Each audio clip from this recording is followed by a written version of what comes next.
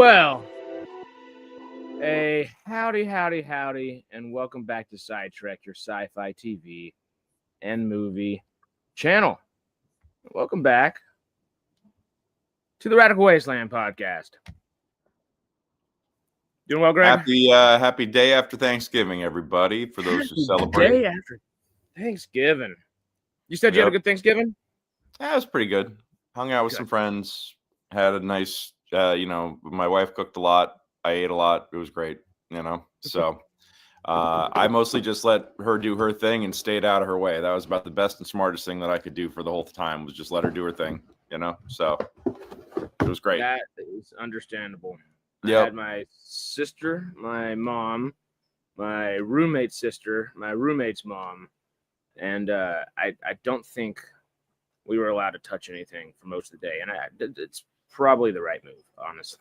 It worked out. We got good food, good times. It was great.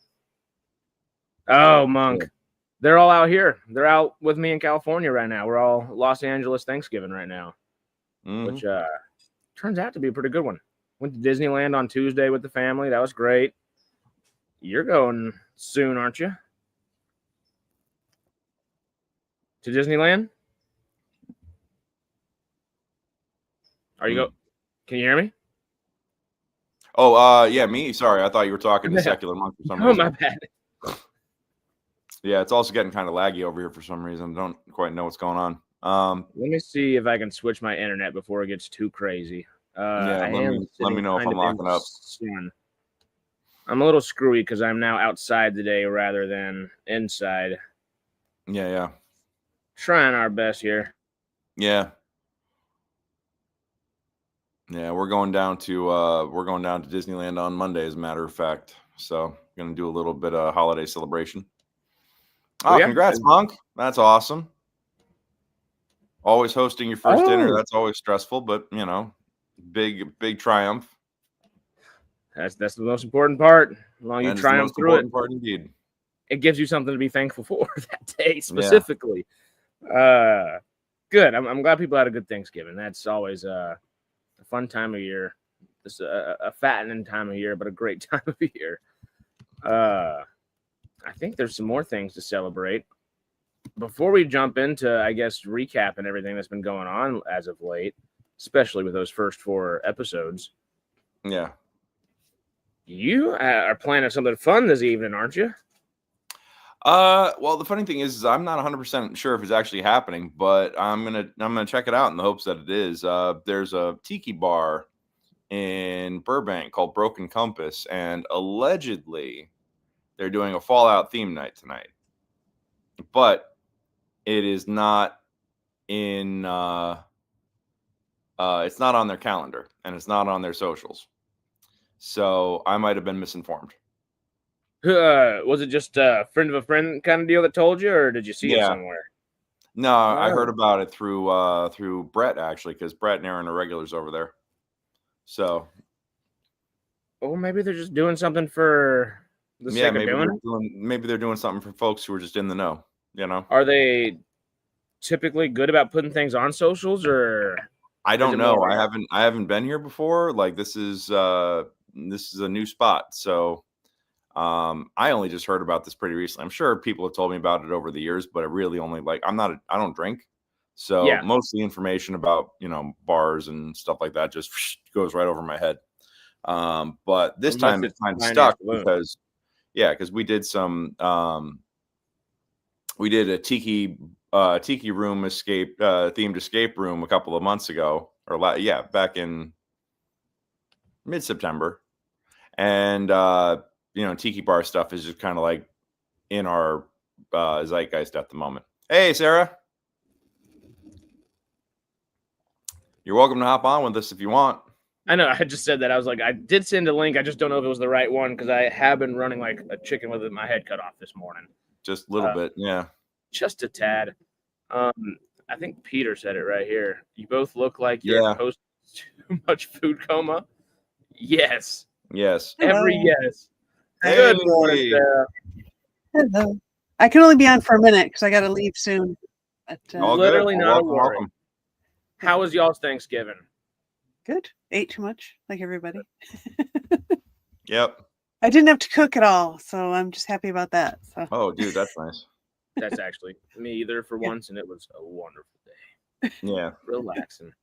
I mean, I have great appreciation for the cooks on Thanksgiving. I also am just like, this is not my bag. I just stay out of your way, you know? Usually I have to do it, not all, but it's nice when the whole family's in town because it just lets me put my hands off. Mm-hmm. Facts. We were just talking about Greg's Brett. Is Sarah, your Brett doing good as well? Yeah, he's the one that cooked all day yesterday, so he likes cooking. So I'm like, go for it. Cooking is a job for me. I mean, I'm not bad at it, but it's not like my first love or anything. Heard. Well, you know what else I don't think is maybe your first love, but it's really enjoyable. Am I leading it in? Is it too obvious? The Fallout? Fallout, of course. You know. Oh yeah, raison d'être. Yeah. Have you been able to watch those first 4 episodes? Yeah, I mean, I watched them when they came out, and I just finished rewatching them. The last week or so. So I was actually watching some recap videos this morning to keep my memory fresh. Yeah. Well, shall we jump into the most important parts? Sure. Yeah, because I can't be on for long. So. No worries. Well, Harris, what jumped out to you after rewatching 1 through 4 here? Well, let me cough that out before I start talking. Yeah, you mentioned right before stream, just kind of rewatching things and seeing where you almost feel like they're leading into with season 2. Yeah, I was catching a lot more simple foreshadows. They did a lot of foreshadowing in the show that first catch, it happens, and these things happen. Yeah, but it doesn't really happen the way you expect it to. A case in point, I guess, just a quick one was Will Zig in that, I think, second episode, whenever they're actually walking, Lucy and him are walking. Yeah, they're leaving Philly at that point, and he's got his crutch on, he's got his new foot and all that, just kind of hobbling out of town. And there's the chicken man selling serums and everything. And he's like, I've got a serum for this. I've got snake oil for this, whatever he's saying, And then he says, well, we also have a serum to heal your feet. Right to Will Zig. And, it's almost like he heals a foot pretty spectacularly later in the season. And there's just a lot of those little instances going on that I'm catching now. And it just brings a smile to your face, but it also informs the story. And I really want to pay extra hard and extra, the utmost attention to the new episodes when they're coming out, because we're going to get that week by week basis rather than all at once. Yeah. So what can we actually theorize about? We're going to have time to theorize now. It's going to be fun. We actually get to pick things apart, think about it for a week at a time. It's going to be great. Yeah. No, I'm super excited for when the show finally drops, because we'll be doing the live watch alongs, and then we're going to have, the Friday, recaps. Oh yeah. And that's plenty of time for brainstorming and theorizing. Absolutely. Yeah. No, I think excited. Go for it. Yeah. No, I think what got me was I'd forgotten which vault was which until I did the rewatch. So now seeing that they were home in 33, and in episode in the trailer, how you see all those guys in 31 jumpsuits coming out, I was like, oh no, I mean, we all know that it happens later in the season, but when you discover that that's all of fucking Vault-Tec's middle management now getting released upon the wasteland after being cryo frozen, it's like, oh shit, that has so much more impact having watched it more recently. There's obviously they have an agenda, but that is an entire agenda being released at once onto the wasteland. Yep. It is like the Enclave coming out of hiding for a bit. It is like the Institute being outed, and it's real. It feels like a big event in the game that we've made it to the second chapter of the game, which is really cool. Yeah. And another little small thing, rewatching season 1, was it just feels so much like a game. The actual wedding feels like the opening of a game. Each individual character feels like a playable character in a different sense. It drives it home so well. I don't know, we're only halfway in through this rewatch so far, but damn, it's a great show. I'm excited. Yeah, no, it's really well done, and I appreciate how faithful they were to the source material. Like the fidelity to the source material is outstanding, but also doing little new things, like doing the whole thing Additions. the new additions, like the projectors being used to project like the cornfields and stuff. Like you don't see that anywhere in the games, but man, that makes perfect sense that they would have some sort of space that seems to have like a wide open, idyllic Americana feel to it, you know? That the scribes for the Knights and the Brotherhood of Steel Mm-hmm. wasn't included before, but it makes total sense. It feels like a natural progression of things. The something else just came to mind as you said that. There are just a few little small things like that just add up over time that aren't in the games that just make sense. The other one I was thinking of was kind of confirming why ghouls are such rabid drug users. No matter if they're fun, happy-go-lucky kind of people, ghoul drug. Thank you, Stanley. Thank you. Literally, that's what I was going for. Yep. Which also, hey, Stanley. It's just those little details that add such a rich characterization to a world that already was so rich before, that they took the painstaking time and effort to say, hey, this fits with not just the story we're trying to tell, but the last 28 years of Fallout. Was it 97, the first one? Yeah. Sheesh. And they didn't go about, I mean, they definitely wrote new canon, but they didn't go about changing existing canon. I think they just tried to apply some reason to it, you know? Monk does have a question here. Oh, and that's then a good one. We might segue into someone who's never Why played I'm here. the game. I'm just a pretty face. With quite wonderful intelligence. Question from someone who hasn't seen the show and doesn't care about being spoiled. Are there things that are different from the game to the show, any in a way that significantly changes the story? I think those three things we just mentioned, while being minor, are significant changes to very constant pieces of lore that have been there for that entirety of 28 years. There are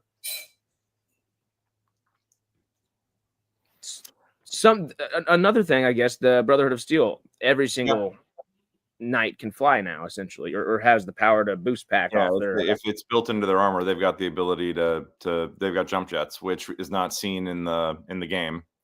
Although there are some selective ones, but not every single one. No.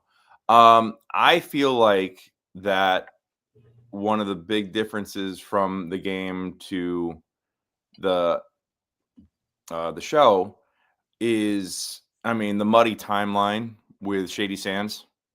Yeah, it's a lot of like timeline and lore stuff that doesn't quite, add up, but they've pretty much nailed like the weaponry, the style, the culture. They're actually being incredibly faithful to the game, I think, and I don't know. I mean, having played 4 and New Vegas and Shelter, I feel like that they've really nailed it. Like I'm still constantly impressed by the fidelity. So, and the thing is that I can't say that the show significantly changes the story. I think it's a really good continuation onto it, because right now it's set 12 years after the events of the most recent game. Well, I mean, in the timeline, I mean, so that would be Fallout 4, since 76 takes place earlier in the timeline. Ooh, actually, you just might have given me a quick little theory about that, because we were just talking about that power armor, everybody being able to fly. It is 12 years after Fallout 4. Yeah. It seems like it's pretty obvious the Institute was lost, and the Brotherhood of Steel, and maybe the Minutemen. I bet you they're going to go with both of those being like winning factions, And I would assume the Railroad and Institute kind of, for the most part. They got to make it dire. So there's probably the Minutemen's probably still on the ropes after having that would make sense. driving. you know. But if that is the case, if the Brotherhood of Steel did win out east, and that's why we got the Zeppelins coming out west.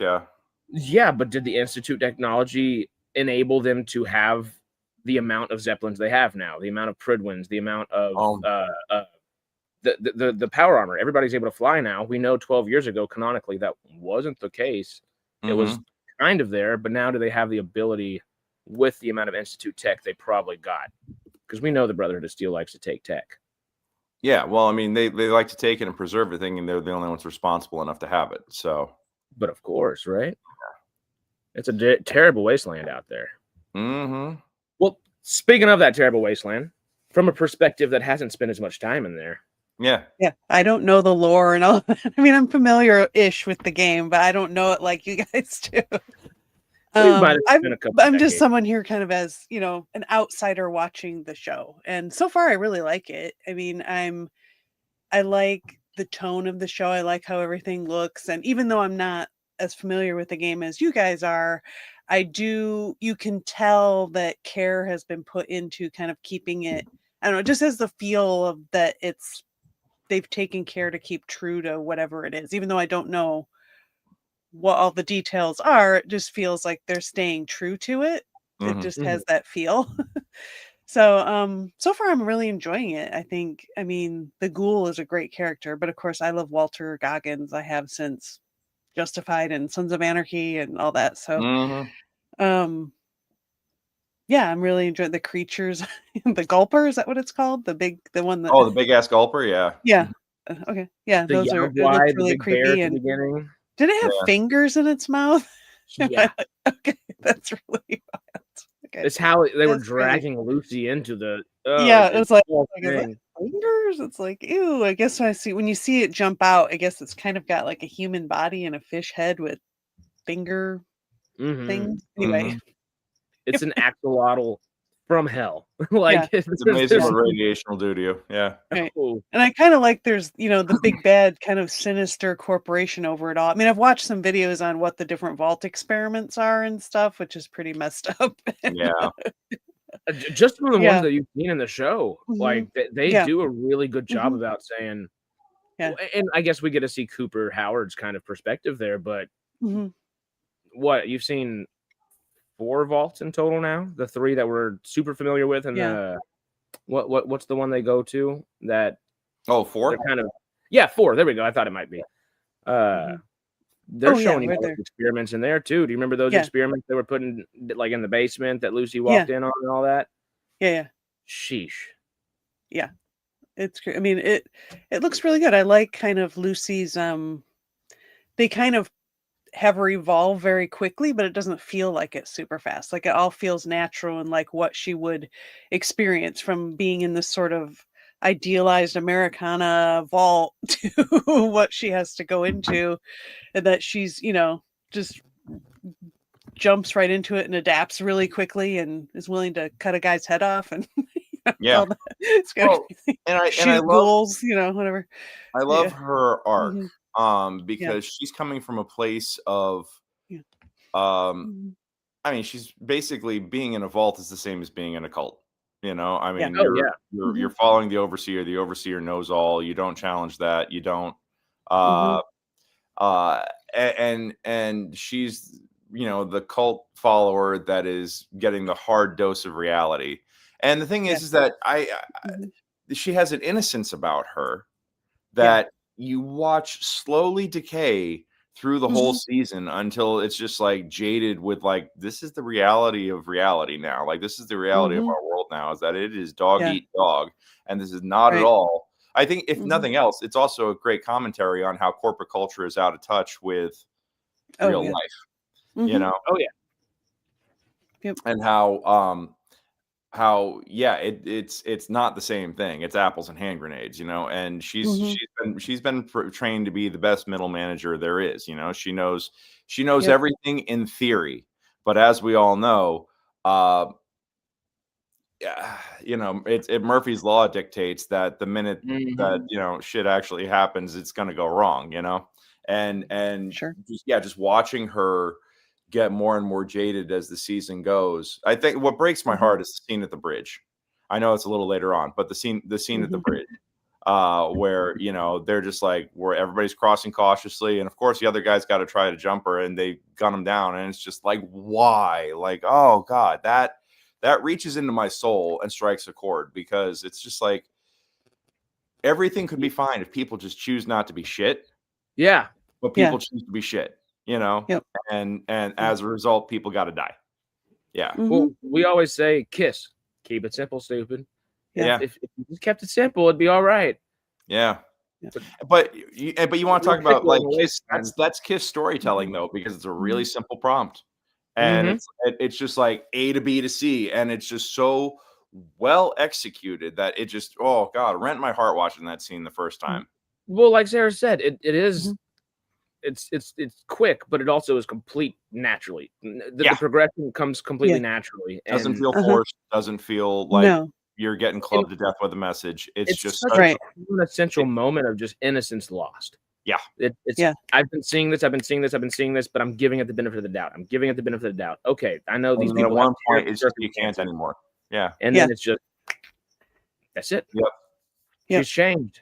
Next episode, she's getting her finger cut off. Like, it's and get the new one put on, which anyway.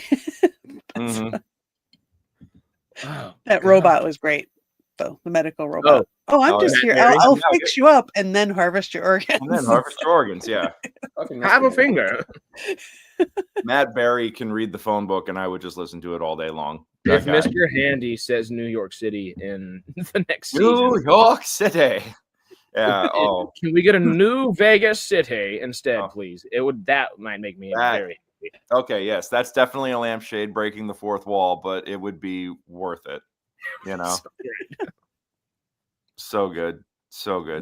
Have you guys seen the just quick sidetrack on SciTrek? Who knew? But have you guys seen the video of Matt Berry and Peter Capaldi reading nasty letters back and forth to each other? It was like part of some sort of live reading series. It is hilarious. They read some sort of letter exchange between, I forget what the prompt is, but the delivery is just so fantastic. Oh god, it's like look it up. Everybody look it up if you get a second, because it is pretty friggin' funny. Let's see. I'm gonna Google it real quick. I want to remember this first one. I can't. Yes. As a medical professional, I'm always looking for new and innovative treatments. Now we're getting ads for ED pills here, thanks to David. Okay. Great. Thanks, David. Yeah. Letters Live. Oh, yeah. This is it. This is so funny. Okay. I think it might copyright us if we do it, but this is what we all need to search. This is your homework, everybody. Okay. You have Radical Wasteland homework this week. Yep, Radical Wasteland homework this week is to watch this and have a good laugh. Yeah. 4 more episodes of Fallout and Matt Berry. Yep. Can't go wrong with that. I'm also just impressed with who they've managed to. I mean, it's prestige television and it's Amazon, so they're just opening up the checkbook. But it is fun to see who they get to do stuff on this show and the different things. So we're only getting Macaulay Culkin and half a dozen other like phenomenal performers this season as well. They're not. Yeah, I'm excited for season 2. Yeah, great. Yeah, I know Kumail Nanjiani being in there for being as one of the Matsons is gonna just no, this is gonna be every time I see Kumail Nanjiani in something that just seems a little off from like his typical fun, like modern. He's a very modern comedy kind of guy in a lot of ways. But every time you see him in something, you're just like, I don't know if I'm going to like him here. The last time I saw that was Only Murders in the Building. Oh, and about 2 episodes in, I was like, oh, nope, he's got me. I'm there. I'm actually bummed that he wasn't back for season 5, So yeah, honestly, he lives in the building. What? Come on. And he's kind of neighbors with Selena Gomez anyway, Mabel. Yeah. I don't know. Bring him back. We got Richard Kind again. Why not come on Johnny? Bring Richard Kind. Stargate. Yes. Richard Kind is Mr. Stargate in a lot of ways. Not actually, but not far off. Oh, yeah. I like his character in there, but yeah. He would be great in Fallout. Oh, absolutely. Oh, yeah. Oh, he'd even that same character almost. Oh, showing up with pink eyes? Stargate. Oh no, from Stargate. Yeah. The pink guy would be funny too, though. Combine the I two don't know if I characters know what that together. is. Going Yeah. back and forth. I don't know what shit. that is. So I have to, And it's like radioactive pink guy. You know. In Only Murders in the Building, Richard Kine's character constantly has pink eye, but he's so bad about it, and he has an eye patch, and the eye patch he keeps switching it to other eyes, which gives his other eye pink eye, and he always constantly has it in one eye or the other, occasionally both. It's a whole thing. It's a great bit. And there was one glorious moment where he didn't have it at all in season 5. Yeah. And then in the next scene he's back. Like, God damn it. Yeah. It's hilarious. It was so his Stargate character is Lucius, right?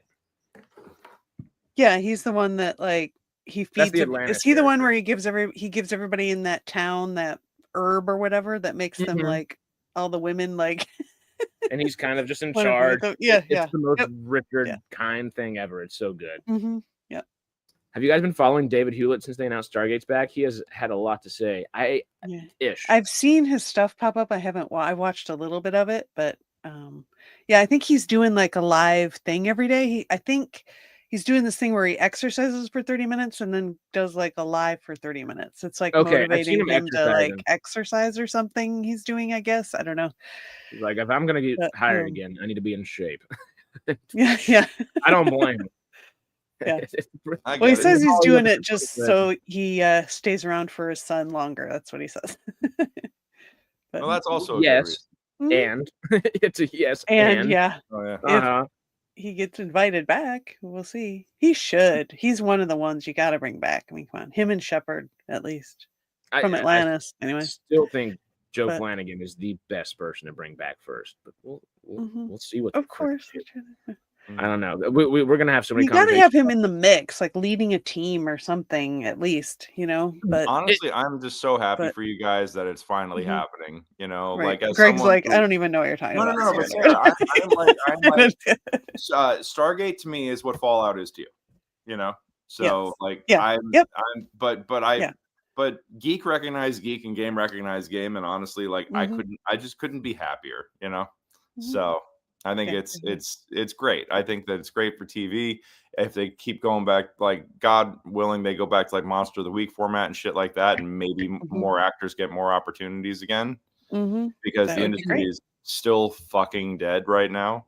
You know, it's for prestige TV where you have to have an Academy Award in order to get cast. You know, it's really hard at the moment. We mentioned it. It would be so just heartwarming from our little sci-fi circle in the world for the big like Hollywood project to bring Hollywood kind of back on its feet in a lot of ways to be Stargate. Like if that ends up being the case, which knock on glass right here real quick. Right. Oh, whatever that does.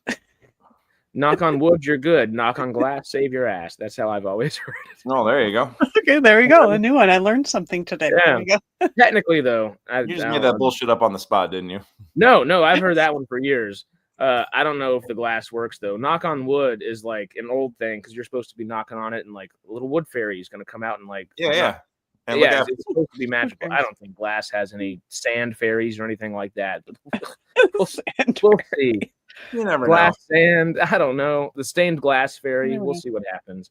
If they offer you any food or ask for your name, decline both. Right. Unless it's really good sounding, right? Yeah. You know. So, to try to get back from Fallout to Stargate to Fallout. Stargate is probably going to be a very international show when it comes back. And Monk asked a good question a minute ago. Does Fallout ever go international? London, Tokyo, Paris, etc.? Nope. It's all been Southern California for now, and next season's going to be in New Vegas. Yeah. So and all the video games are also based in the U.S. It's a very they've done DC, Boston, California, and California, and then I think some of the non-main games are very non-specific about where they are. I think Tactics and Shelter. Oh, and then Appalachia for 76. Aren't Brotherhood of Steel, Tactics and all that? Isn't that in Nevada, in northern Arizona? It's either Nevada or California. Yeah. Okay. There is Fallout London. There's a Fallout Mexico, but those are fan-made games. Those are actually not put out by Bethesda or Obsidian or any of the official studios. Those are all fan made overlays, and Fallout London is actually considered to be the biggest of the bunch because it's basically a full sized game in terms of hours of content, and you have to overwrite your entire Fallout 4 install just to run it. Oh. You know, most of the DLCs sounds kind of are add-ons. amazing. This is a complete overwrite. Yeah. It's crazy, and it's not because they don't want to do other mainline actual video game or series in other countries. It is because it's such intrinsically kind of that American idealism kind of. Yeah, the show is incredibly jingoistic and tribal. It's meant to exacerbate the American ideal system in a lot of ways, and it does. It shows what happens in a nuclear waste kind of aspect of all. And you're dealing with, you know, cults and corporate fascism, and you're dealing with all kinds of, you know, it's rooted in the corruption of the American ideal and the American dream. It reminds me very much of BioShock in a lot of ways. Oh yeah. Oh yeah. BioShock's almost like an international, even more kind of sci-fi version of Fallout sometimes. Yeah. And it's not even more sci-fi necessarily. It just is leans into a different aspect sometimes as well. Yeah. Not Disney though, by any means. If it was going to go international, where do we want it to go? China. I'd want to see China because China is the other end of the. Oh, that would be interesting. Or Japan. Like, would they go back to like feudal Japan? That would be cool. Yeah, but China was, you know, the party that we were having World War III with, and I want to see what happened because one of the big unresolved questions is they sent the bombs first. Who shot first? And in season, you know, and it's been theorized that it was the U.S. that China, like allegedly in the first couple of games, everybody's insisting that China shot first. In 3, though, there is a bomb that is not detonated that people are worshiping, you know, because it's the god Atom, because that's what we go back to. That if you actually clip through the ground, you can see on the underside of the bomb, it has the Vault-Tec logo. So perhaps Vault-Tec caused the war. That's one of the big theories, and actually that they also offer some support for that in season 1 of the show, that they say and drop a few hints that really make it look like that Vault-Tec caused World War III in order to justify everybody being a part of the Vault system. So, you know, I think you get a little bit of, I know that there's DLC for Fallout 3 where you're exploring Alaska, and you do run into remnants of Chinese intelligence and Fallout 4 as well. Yeah, Fallout 4, you run into a few of these groups that, like there's a lot of stuff that actually like gives detail to the war in Anchorage and the front there, and how badly it was going for the U.S. at the time, and it really makes you question like who did what and the what now. And I would love to see if they were going to do an international Fallout game or Fallout show, I would love to see what it looked like from China's perspective. Because them being the other party involved in the fist fight here, the rest of the world is basically collateral damage. So that's my 2 cents. Yeah. That's who I was looking for. I almost said Alfred Pennyworth. Where is it? Right here. David asked, I want a ghoul from the UK in the Fallout series. Oh, no. Yeah, his catchphrase is cup of tea, governor. There is in Fallout 3 what Greg was just talking about in the wasteland where the nuclear bomb hasn't exploded. One of the big missions in that game is you can save that city, or there's a very wealthy man from the UK who has migrated over to the US in the wasteland, in the apocalypse, so on and so forth. His name is Alistair Tenpenny. That's why I almost said Alistair Pennyworth. I was like, it's not Pennyworth. I know it's not. Alistair Tenpenny. And at a certain point, he wants you to make his view outside of his very nice mansion much nicer by blowing up that city and not having to deal with all that at all. So you get to make some pretty dark comedic choices in that sense. Dark they make it funny, but this is dark. And that I feel like as much as I would love China to actually get that perspective on it. I don't think Mhm. it's would be the right way to do it, because that loses all the air of mystery so quickly. I feel like that would be Fair. an over explanation kind of thing. Well, unless Mhm. I mean, but then then if you're in China, you're dealing with what elements of state-run media are still there. Like you are dealing with, Mhm. you were dealing with the Great Firewall of China. So like, how much information? What was the story from their perspective? And there's always two points of view and then the truth. So I would be very interested to see something that could perhaps just show us the perspective of what was happening over there. And I'm sure that in their minds, the U.S. shot first. Oh, totally. Yeah. And Voltec probably set it up that way. Oh yeah, 100%. So I think that they've got the opportunity to really muddy the waters even further if they did it over there. Yeah, But both sides want to say the other one started it. yeah, nobody wants to be like, we ended the world. Like nobody wants when to be Voltec is essentially, I mean, just for modern audiences, Stark Industries in a lot of ways. They're playing both sides. They're selling to both sides. Mhm. Who 100%. actually shot first when they're both being coerced by the same group? Tim And then Kaine, the guy that actually started it all. Tim Kaine, remember, Interplay guy, the guy that started it all. He has specifically stated his original intent was that China shot first. Yeah, but he has kind of he's soft walked that back since, because that was clearly like oh, they said that. We always thought China shot first, and then it wasn't supposed to say it, but also and honestly, I do take that as kind of gospel. If Tim Kaine says something lore wise, if Bethesda hasn't specifically stated otherwise, I'm kind of like, it's either Todd Howard or Tim Kaine. Those are my gospel people for this franchise. Until proven otherwise in a canon source. Yeah. And even if that is the case, it doesn't negate. What did Voltec do to make them do that? Because the U.S. had already beat them in a war at that point. Although that we find out during the Fallout 3 DLC that the U.S. was losing and on the ropes. Yeah. So all the more reason for the U.S. to be like, fuck it, It's that is one of those things that we kind of mentioned earlier. Is this isn't adding or detracting a whole bunch of things from things that we know. It is in addition to, and it just makes the world, an already super rich world of 28 years of doing this, something that much richer. And it feels like those 200 years have passed by the time you actually start watching an episode, which is what it should feel like. Yeah.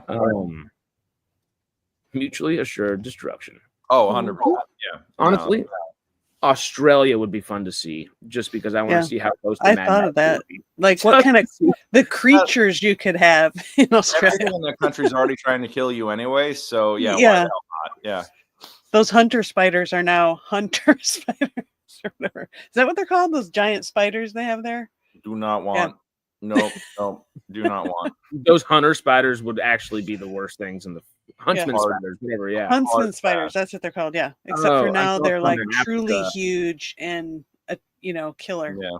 Jen and I are planning on going to Australia in 2027 right now, and that's I am like, okay, well, we're gonna go to Melbourne and we're gonna go to Sydney, and now or Adelaide. We're gonna go to Melbourne, we're gonna go to Adelaide, and I'm like, well, we're gonna hopefully not run into anything that's gonna try to kill us. But yeah, I'm intrigued, but I'm just like, yeah, everything out there is trying to kill you, even the kangaroos, So oh god, just I one of my bucket lists in life is to see somebody not. See, I'm going to reword it just a little bit before I screw myself with my wording there. I want to see a kangaroo punch somebody, not somebody punch a kangaroo.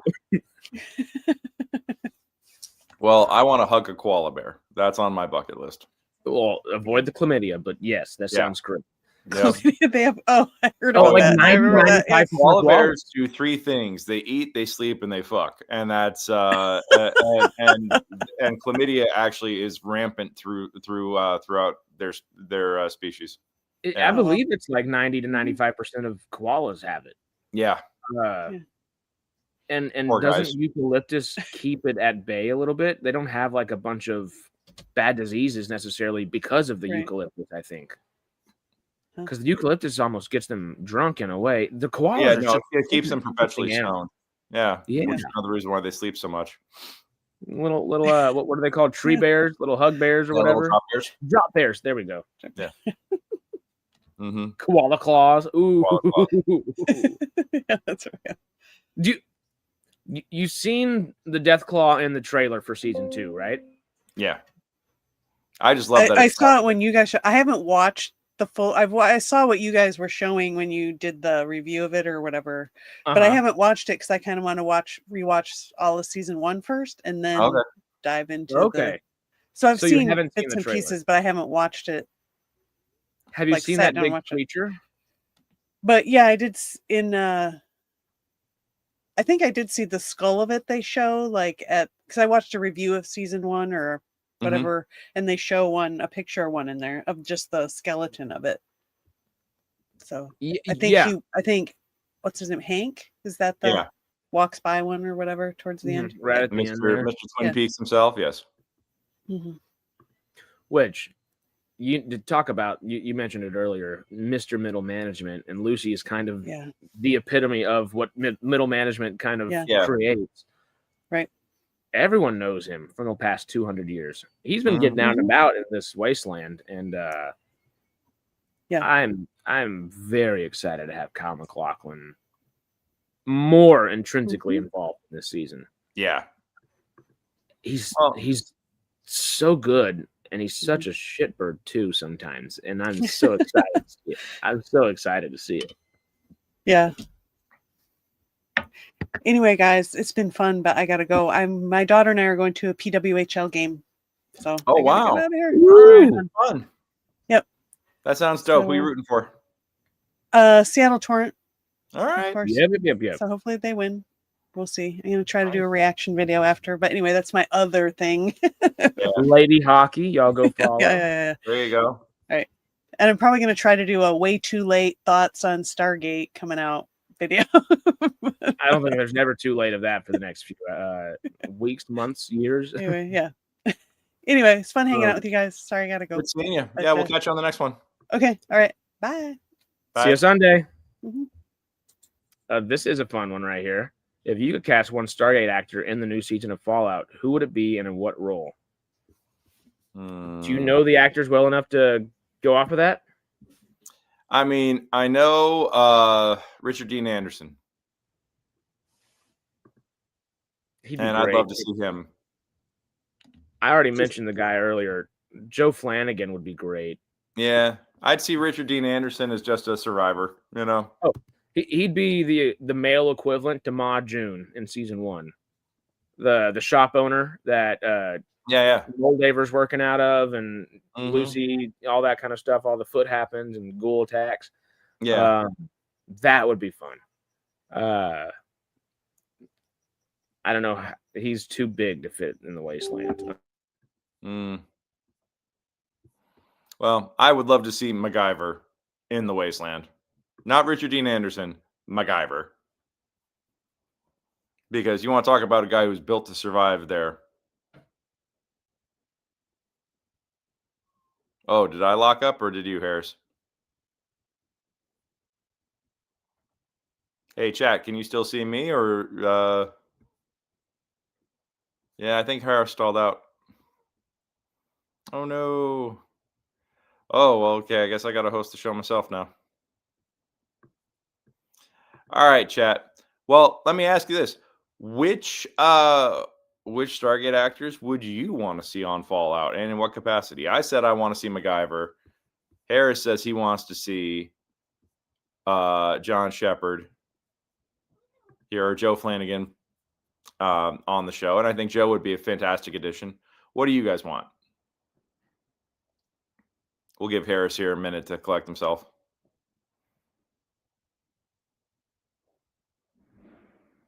Don't everybody jump in at once.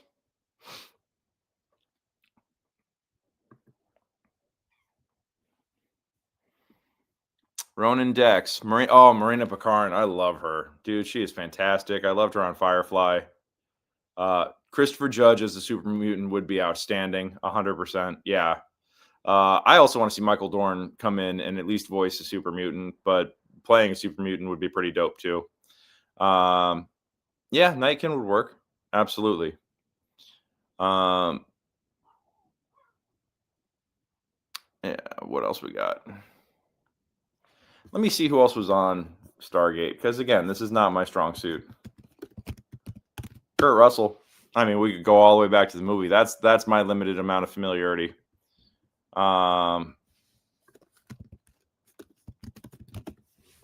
actors. Okay, Richard Dean Anderson, Michael Shanks, Amanda Tapping. Who do I know? Christopher Judge.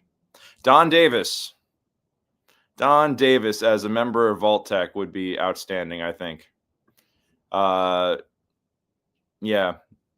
As I mean, sadly, he passed on in 2008, but he'd be great. Amanda Tapping.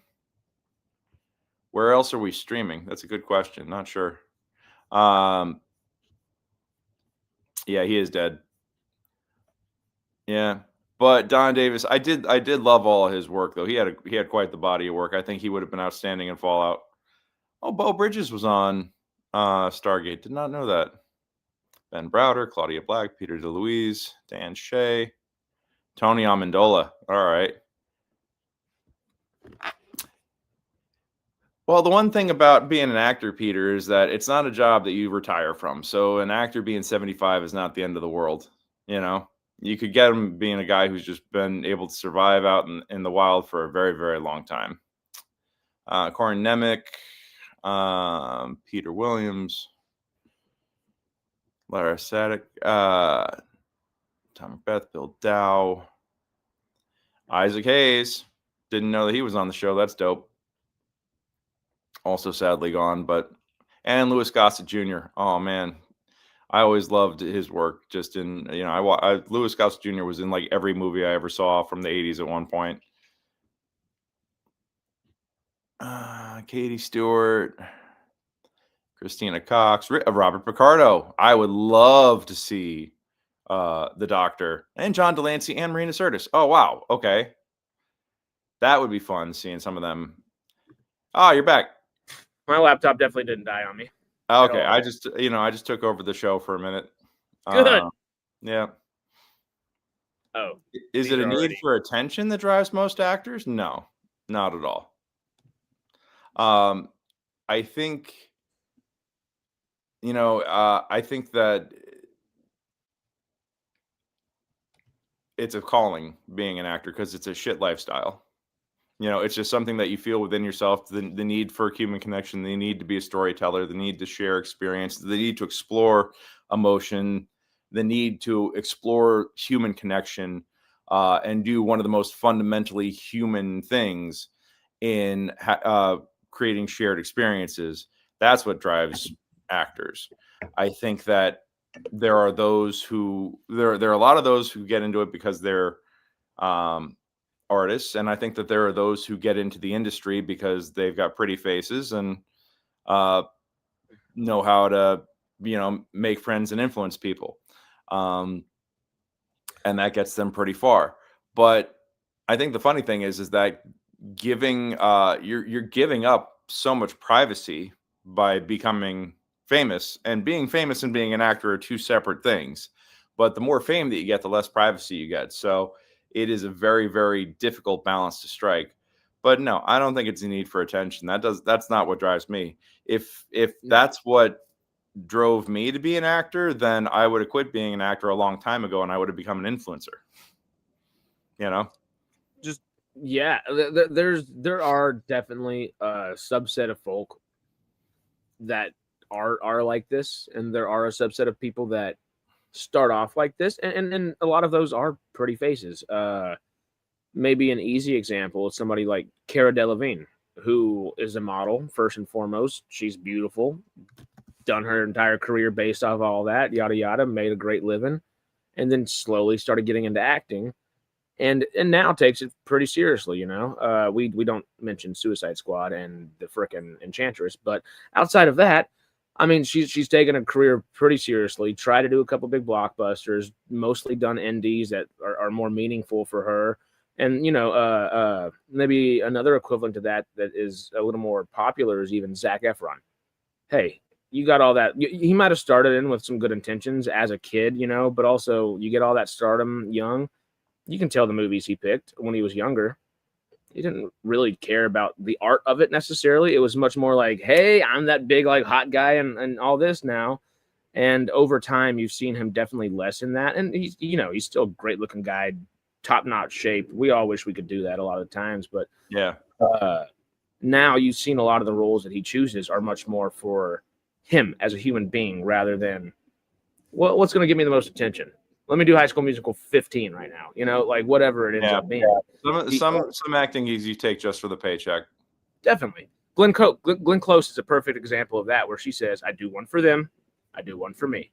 Give me a blockbuster, and let me do something that just gets me. Yeah. Another one. Jonah Hill. Yeah. You know who I would love to see from Stargate Atlantis on Fallout? Getting back to the original question here, Mitch Pileggi and Robert Patrick. I would love to see both of them on Fallout. I think that they would both make great. Mitch Pileggi would be a great member of a Vault community, and Robert Patrick would be an outstanding raider. I think 100%. Oh, Mitch Pileggi. Okay. Yeah. I was like, who is that? Well, I just Googled Stargate Atlantis actors, and he played Stephen Caldwell, and Robert Patrick played Colonel Lockhart or something? Yeah, Colonel Lockhart. Yeah. I don't know how I remember that. He's not in it for very long, as great as he makes his moments. They would both be great. Another person. We need Walter. Walter would just be a funny, just wastelander in general. Walter is the guy that opens the Stargate for people in Stargate Command. He's the guy behind the computer. Him and Sergeant Seiler, who's kind of like the technician for the place, are two characters that very much they'd be great working in the. Oh, it'd be funny is if it was his job to open the vault door. That would be chef's kiss. 15 chef's kisses, every single one, just over and over. Oh, it'd be perfect. And for Seiler to be a technician would be awesome. MGM, Amazon, y'all do both. Make it happen. Yeah, absolutely. I didn't know Lou Diamond Phillips was on Stargate Universe. His niece was in a show at Studio Stage, and he sat at the front row one night. That was pretty fun. I was LDP. Yeah. He's one of my favorite working actors. Yep. Robert Carlyle. Ming-Na, I would love to see her on Fallout. And when she was in Stargate Universe, it was still when she was only being billed as Ming-Na and not Ming-Na Wen at the time. It's a very different role. She's not a fighter. She doesn't do any like cool action, really anything in there. She is a politician from Earth that is very much. Right. It's not her typical role, but she does great with it. Robert Carlyle, though, like was it Monk that said it a minute ago as well? Yeah, would be absolutely perfect. Where what's his name that played Wilzig? I can never remember it off the top of my head.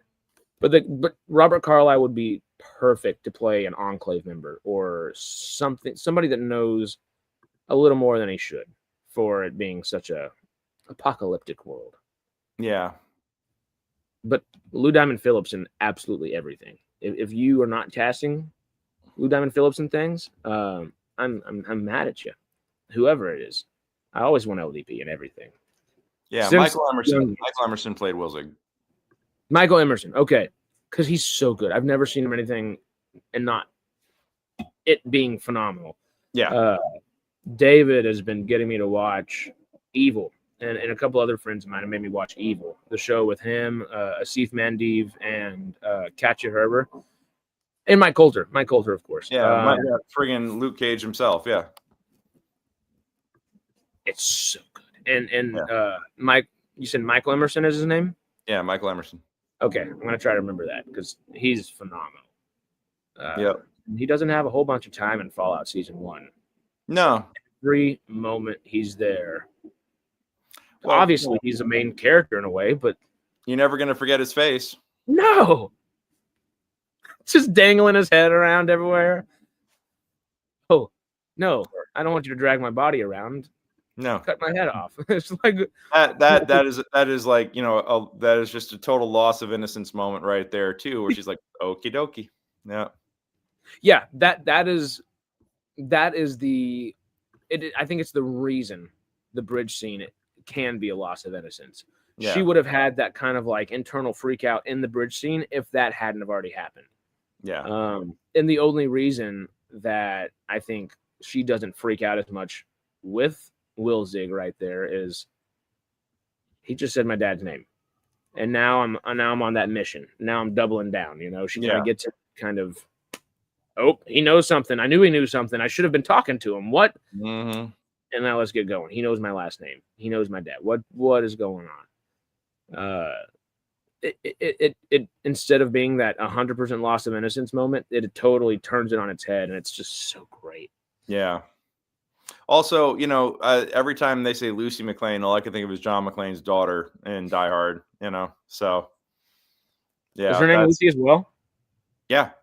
Oh, that's great. That's purposeful. Yeah. That's totally purposeful. Yep. And I'm like, okay, of course, badass action hero. Yeah, 100%. That clocks. The McClane family, absolutely. I think they spell it differently in Fallout. Yeah. So. It's more McClane rather than McClane, which like Die Hard typically does. You have to cast Ella Purnell in a very Die Hard Christmas in a couple years now. Oh Lord, I'd love to bring her into Secret Santa at the end of the show. That'd be fun.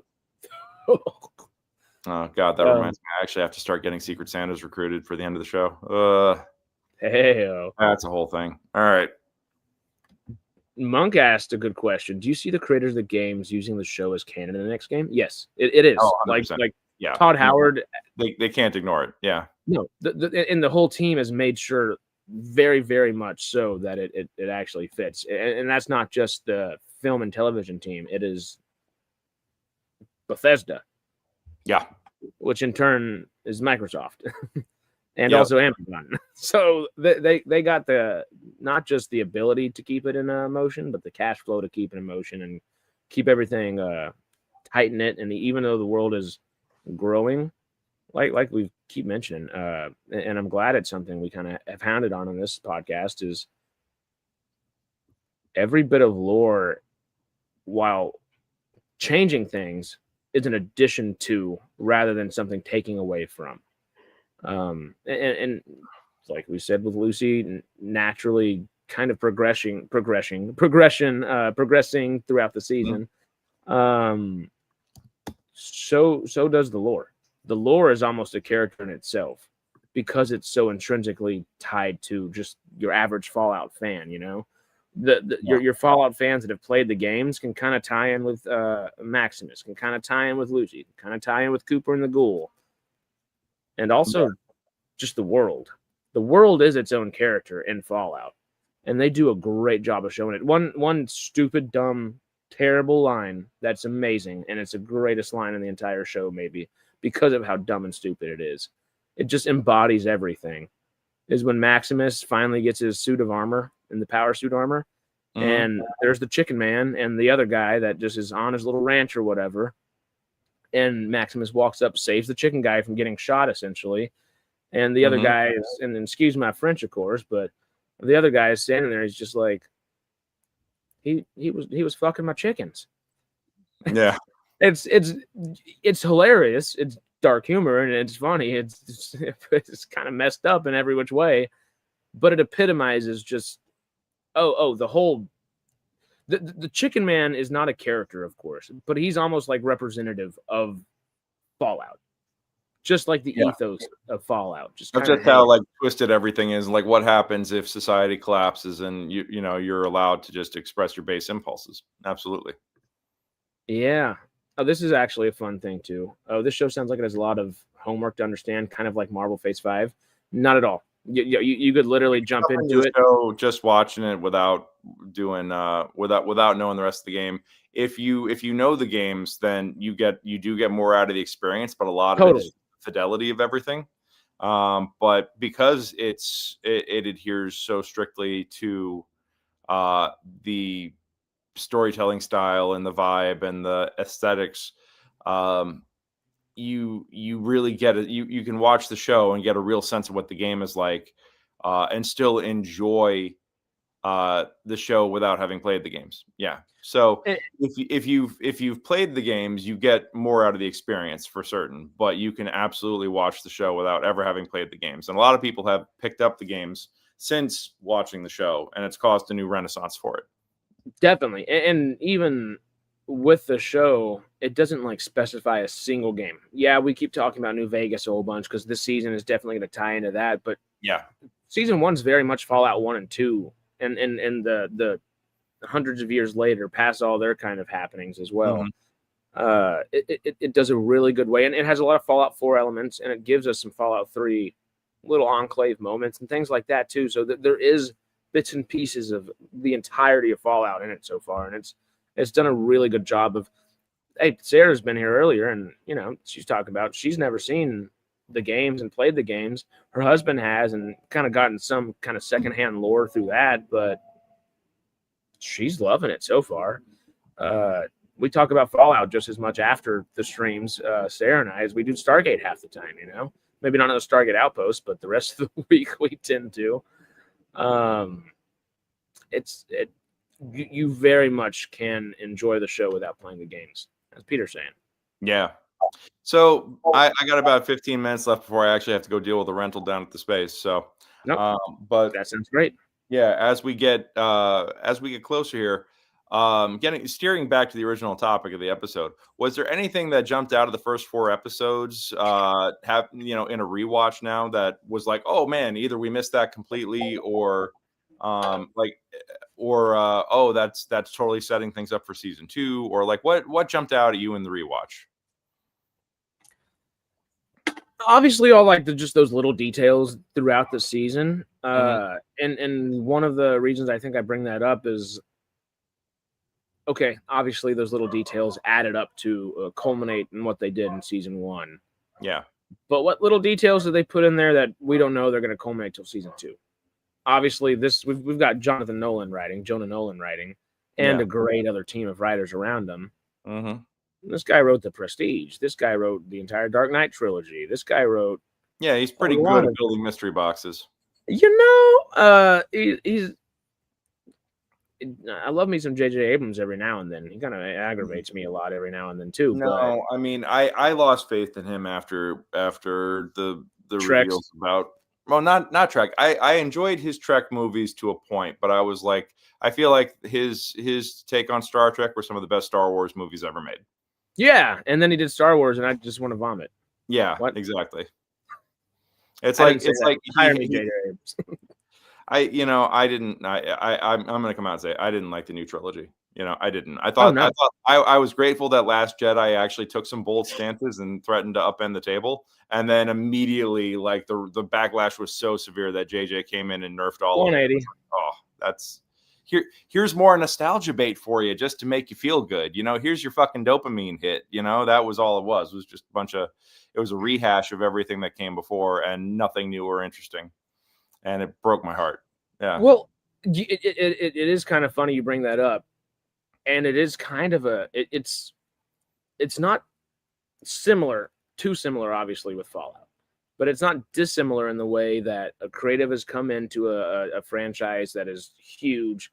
Obviously, I mean, Fallout's been going on for nearly 30 years now, but yeah, Star Wars got an extra couple decades on top of that. The approach is not necessarily dissimilar. Opening a few mystery boxes in a world that we already know. But the handling has been done with so much more care from Fallout and Amazon. 100%. And I don't think that's what any of us expected. Obviously, it's apples to oranges again here, but Amazon really orange check to do it right, and then you got a group of people behind the show who understand it and who appreciate it and who respect the source material and have the resources necessary to depict it well in live action, which is not cheap. No. When you look at everything that they got to do, the production design budget has got to be through the fucking roof, so to be able to do it right, but Amazon gave them the ability to do it right. And then you got the guys that did it, that understand point of the story that they're telling.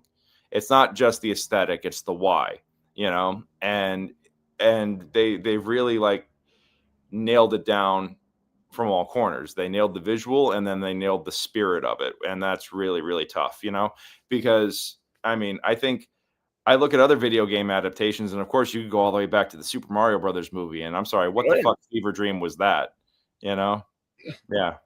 Fun one, but not great. That was not a Mario Brothers. But yeah, what the hell was that? You know, so you know, and there are a lot of video game adaptations to movie and to TV that haven't worked. So, you know, believe me, I held my breath until I watched the pilot, and I was like, oh, not only do these guys get it, but they got the budget to do it right. And that right there. And I'm so glad that they did a TV show instead of a movie, because, you know, this is one of my gripes with trying to do Dungeons and Dragons as a movie.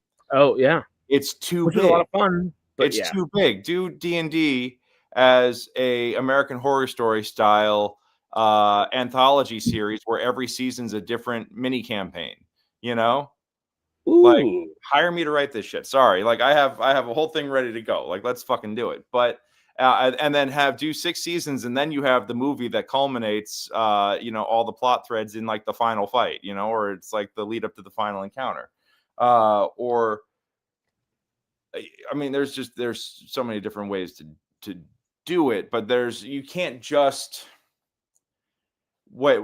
encapsulate a whole storytelling universe in just 2 hours. Like, I feel like this is also where Lord of the Rings fell short. Like The Hobbit fell short, I should say.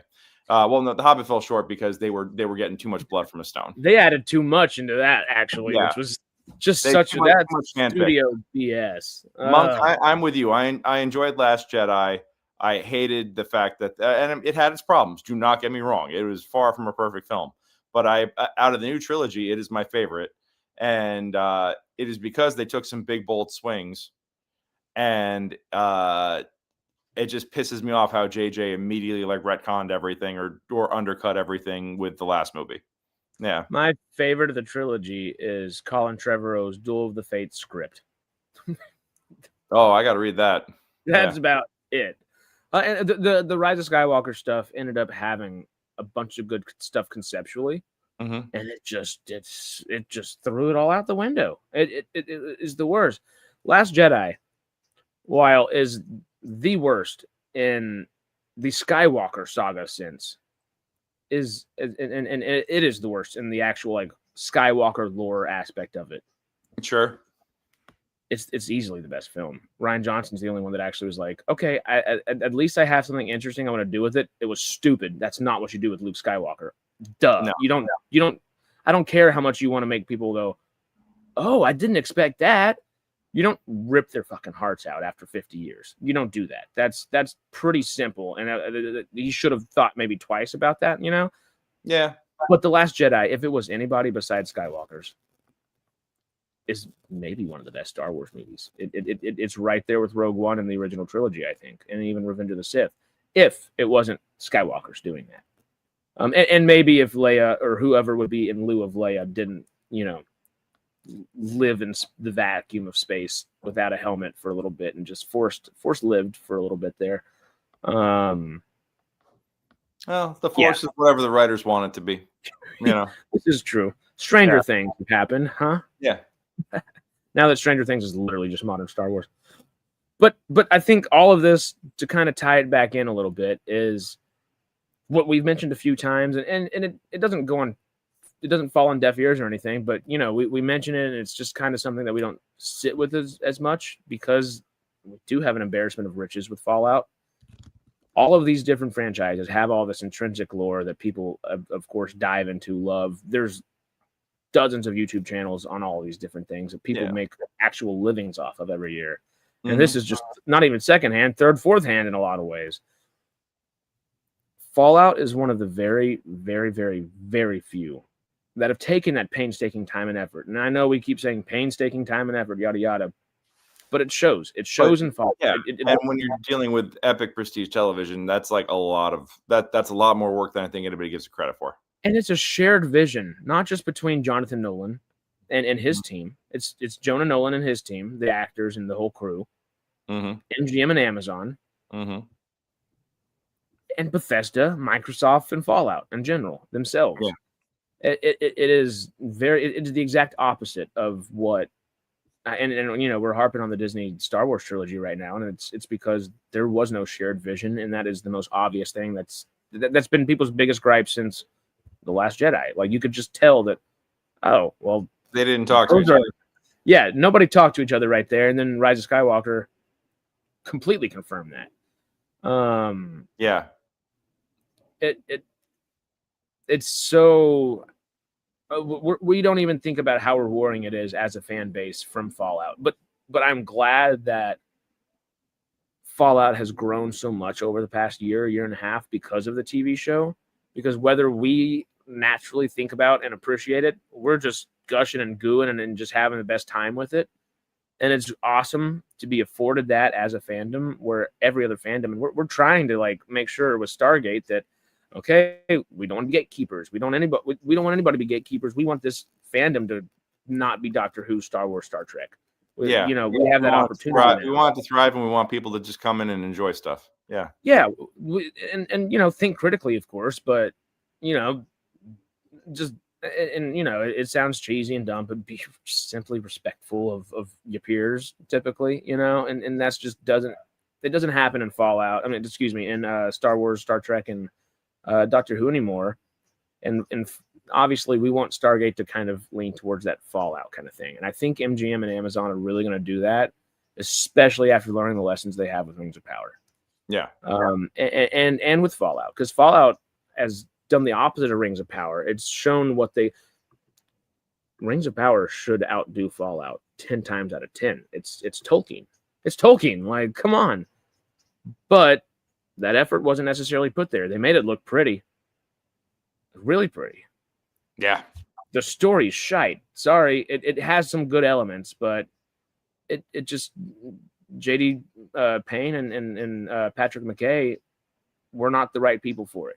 They didn't, not only were they not willing to take the time and effort to truly put everything in there, it just, I know it's the closest thing to the Silmarillion kind of will get, but that's a consolation prize, if anything, because they're just bullet pointing the Silmarillion. They're not actually taking the time to give you the intricate details of, hey, Tolkien didn't write about this, but he alluded to this, this, and this. How can we form that into this beautiful, like, well-told story? How can we fill in the gaps? Yeah. Yeah. Nope. Bullet point. Check this. Woohoo.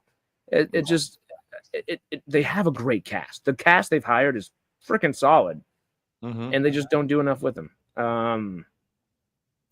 It's screwy, and obviously we want the best for Stargate, and I think Fallout is the litmus test for them. Rings of Power to Fallout, and they did the exact opposite what they did with Rings of Power to Fallout, and the success has shown. Yeah, and accolades have just been tossed at them for the past year and a half, and rightfully so. We're a little frustrated with Fallout Day right now, but hey, well, and that's the new fans aren't.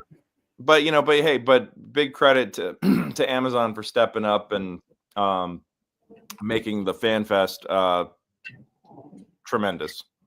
The trailer dropped right after, and for it to be as good as it was kind of like, okay. Yep. This is a consolation prize, but it's the best consolation prize we could get right now, which is kind of cool.